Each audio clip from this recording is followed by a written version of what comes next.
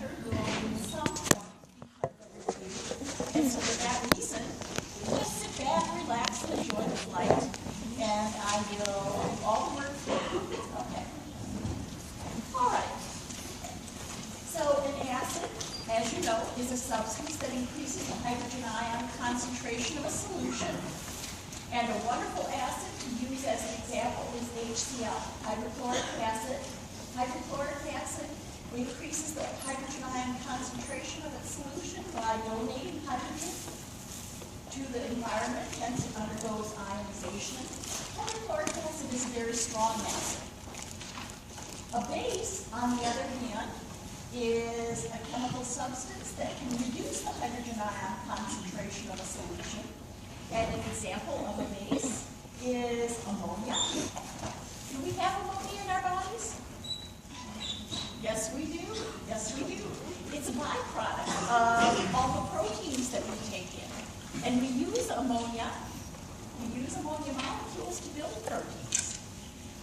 So ammonia, though, acts as a base. It acts as a base because it can accept hydrogen ions from the surrounding cellular fluids to become ammonium ion. So it acts as a base by directly accepting hydrogen ions from the surrounding solution.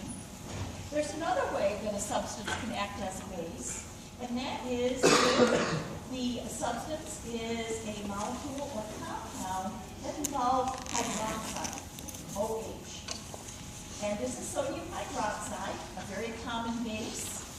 Sodium hydroxide, when put into solution, will dissociate. It will ionize in an aqueous or water-based solution where the hydroxyl group will become free. And when hydroxyl is available, what it can do is it can combine with hydrogen ions in the surrounding solution to become water. So there are two ways that bases function to accept hydrogen ions from a solution, either directly or indirectly by dissociating a hydroxyl ion and allowing that hydroxide to combine with hydrogen. Okay? Does anybody have a question, or can I repeat anything? Okay. In order to understand the concept of pH, there's the pH scale. You already understand from general chemistry that there are neutral pHs, acidic, and basic pHs. The more acidic a solution is, that means the more hydrogen ions are present, free hydrogen ions. The more basic, that means the fewer hydrogen ions are present. And neutral is right around pH 7. That would include pure water as well as human blood. Seawater is slightly basic. Urine is slightly acidic. Our digestive juices, stomach juices, are acidic. The pH of our digestive juices in our stomach is 2. Why would that be? What contributes to pH in stomach acid? HCl. Does anybody in here know what the pH of a dog's stomach is? 1. Because dogs have a lower pH in their stomach. That's what allows them to eat out of the garbage and drink out of the toilet without any bad consequences. Low pH not only helps to break down food products that we take in, it also is protective. It's also very protective. Okay. So we've all heard about acid rain, acid precipitation. Where does it come from? You keep hearing it's coming from the burning of fossil fuels, but what happens when fossil fuels are used for energy? What happens is sulfur dioxide and nitrogen dioxide are released into the atmosphere as a result of burning fossil fuels. And sulfur dioxide and nitrogen dioxide, when they're released into the atmosphere, what they'll do is they'll combine with water. Sulfur dioxide combines with water to form delightful sulfuric acid. When it rains sulfuric acid, and that would be precipitate. The rain itself would have a pH of about 5.4. That would hurt. And this is what it does. This is what it does. In contrast, nitrogen dioxide forms with hydroxyl ions that are in the air to form nitric acid, which does the same thing. So this is the concept of acid, pH, and what it can do to living systems. If you have, and we're looking at a forest here, if you have acid rain falling on a small pond in a forested area, what's going to happen to the life forms in that pond? They'll die. They'll die. Okay. So water is interesting. It functions in its own way.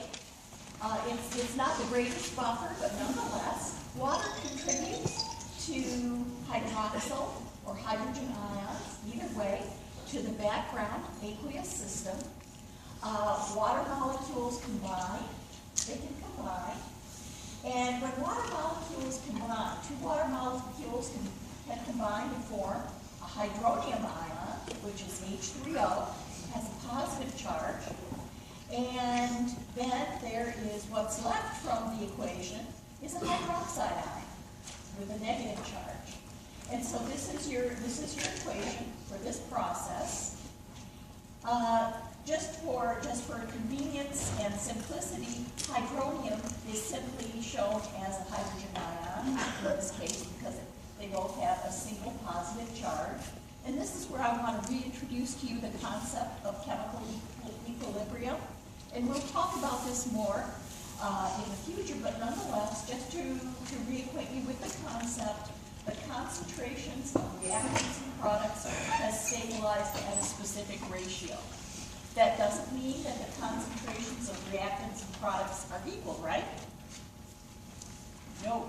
It simply means that the reaction has come to where the concentrations of reactants and products has stabilized. That's what equilibrium means.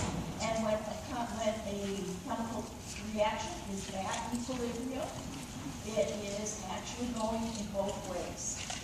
And we're really going to talk about this quite a bit when we talk about thermodynamics as well as enzyme activity. But just to reacquaint you again with some concepts from general chemistry.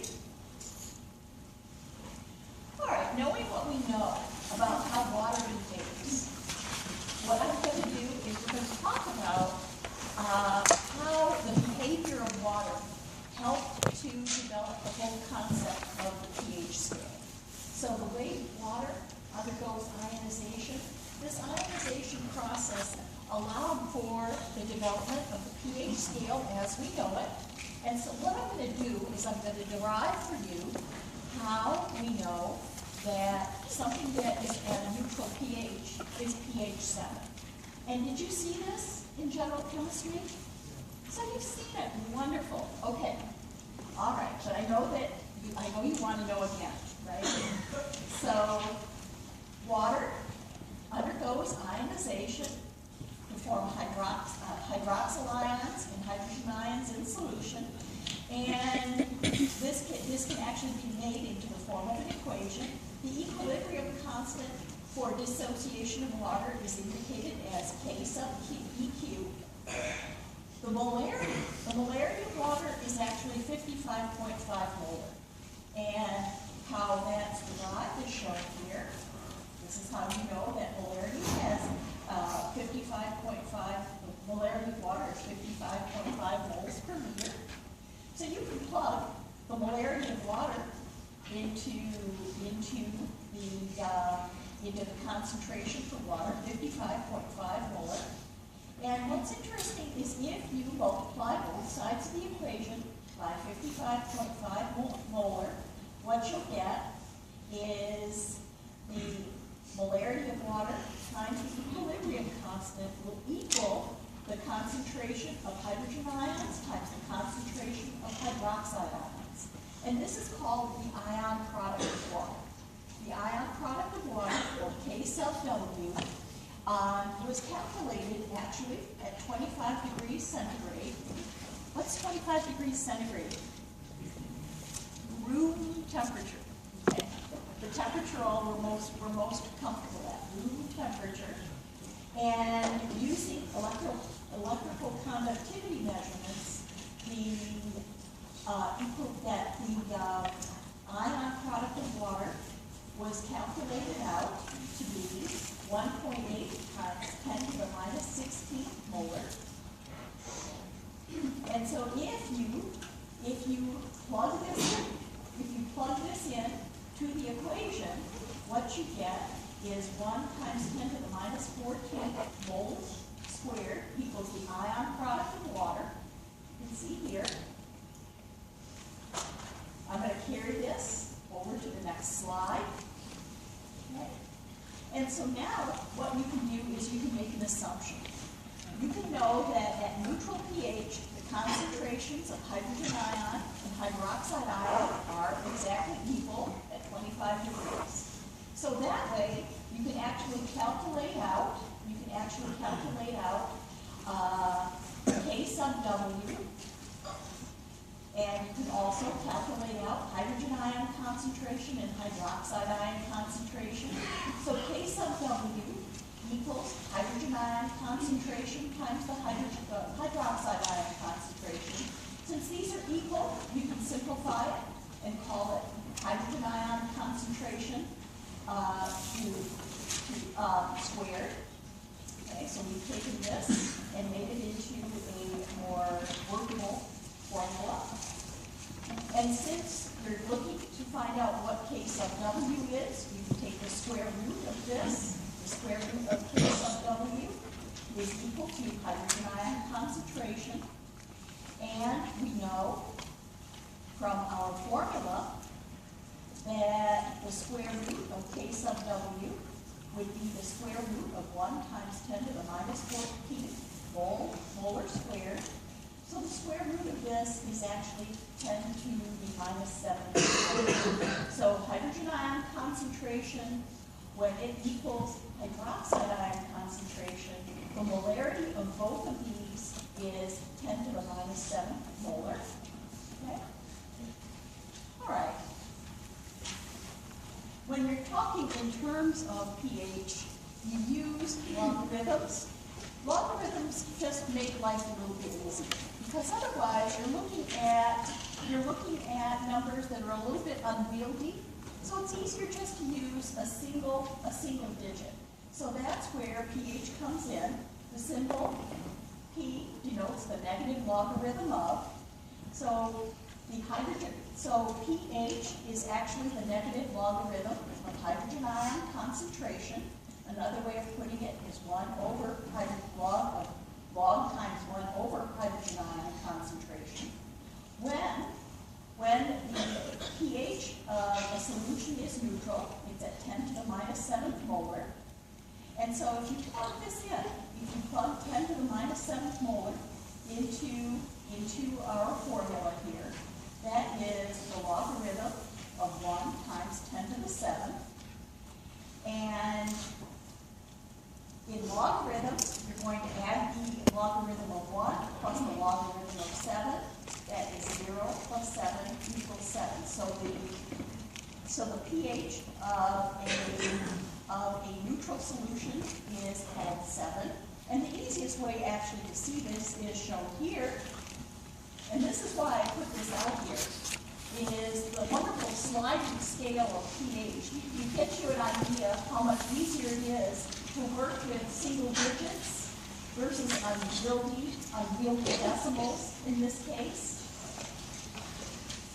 So what I want to point out is when hydrogen ion concentration is at 1 molar, the pH is 0. The hydroxyl ion concentration in that same solution would be 10 to the minus 14. 10 to the minus 14, or pOH is 14. And you can always determine the overall pH of a solution if you can add the pH plus the pOH together. Okay? And so pH 0 plus pOH 14, they always add up to 14, no matter what. They always have to add up to 14. Is that clear to everybody? I can't tell you how much fun it is for me to derive this for you. And And I can tell you're having a wonderful time too. But nonetheless, it's nice to have you become reacquainted to the concept of pH and the brilliant way that pH and pOH always add up to 14. And so it's easy to calculate pH of a solution. By virtue, if you know pH, you'll be able to know pOH. Straightforward, because they always add up to 14. Okay. Does anybody have a question, or can I repeat anything? All right. So now I'm going to talk a little bit about buffers. So a buffer minimizes changes in hydrogen ion or hydroxide ion concentration of a solution. And our blood is actually a buffering system. The buffer in our blood is carbonic acid. It's a weak acid, and you want it to be a weak acid because carbonic acid has the ability to ionize when the need is there, or it can accept hydrogen ions when, depending on the background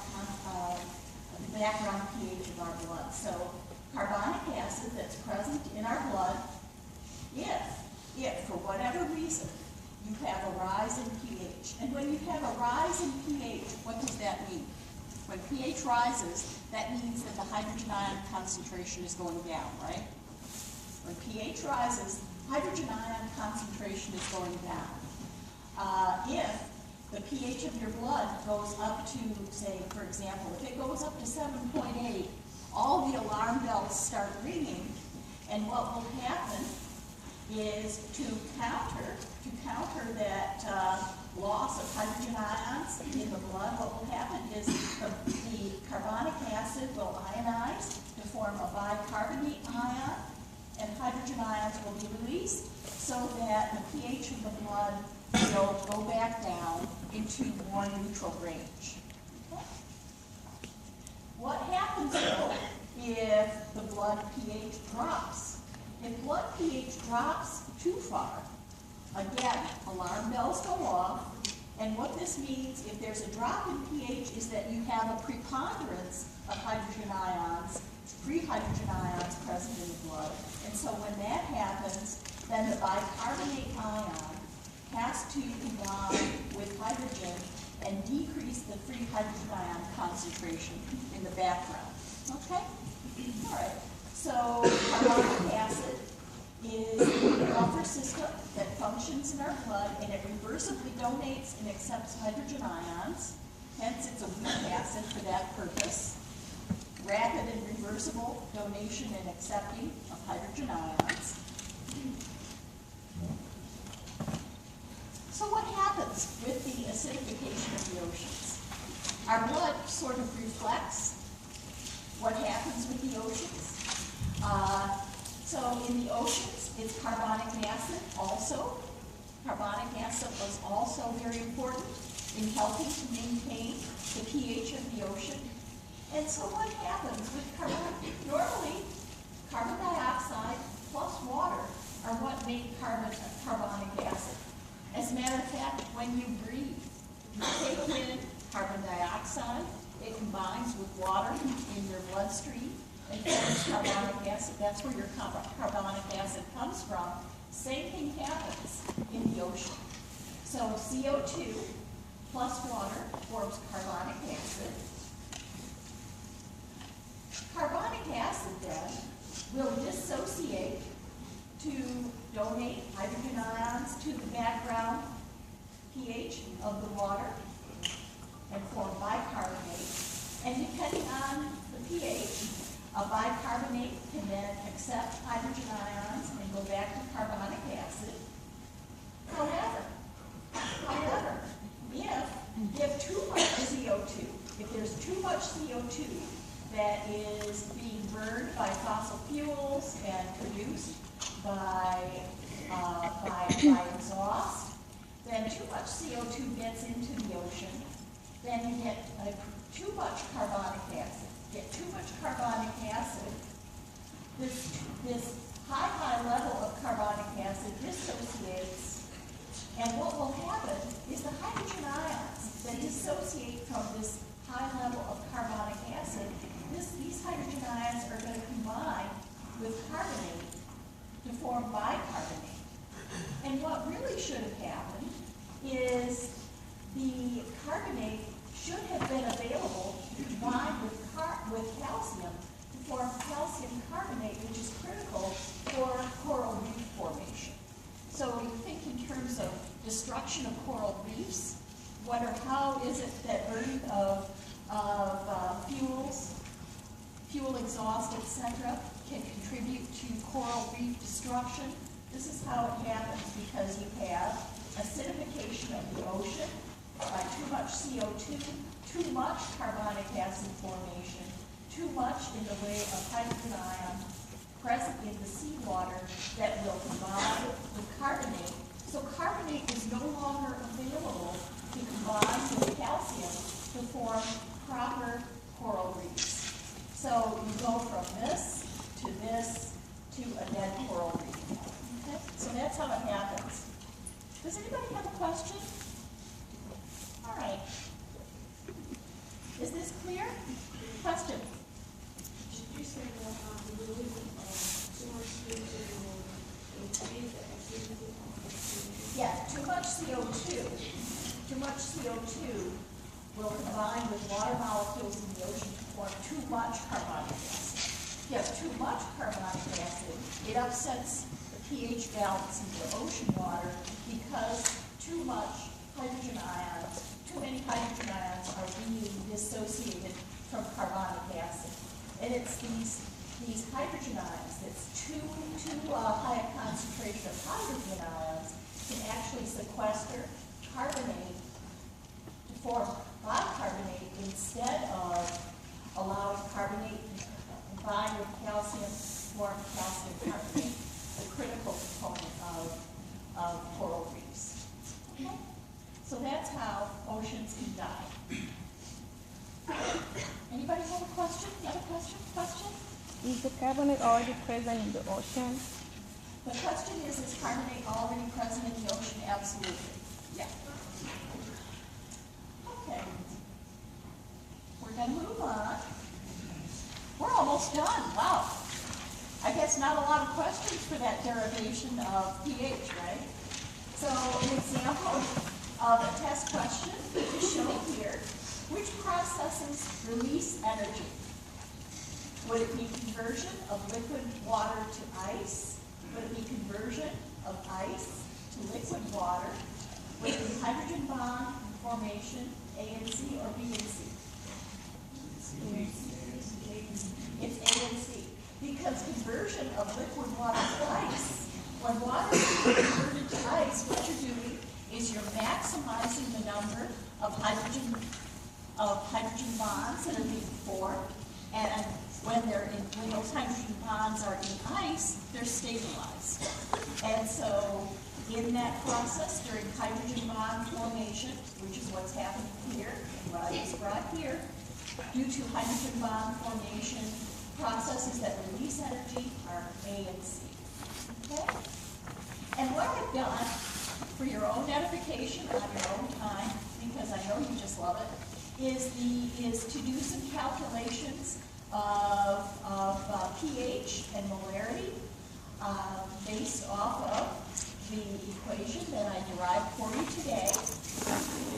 I have a slide shown here for just that purpose, and another one shown here. And these are examples of things that you're going to find on your study guides and also on the test. Okay? Is there any other question? You don't want to be done so early in the morning. But hey, we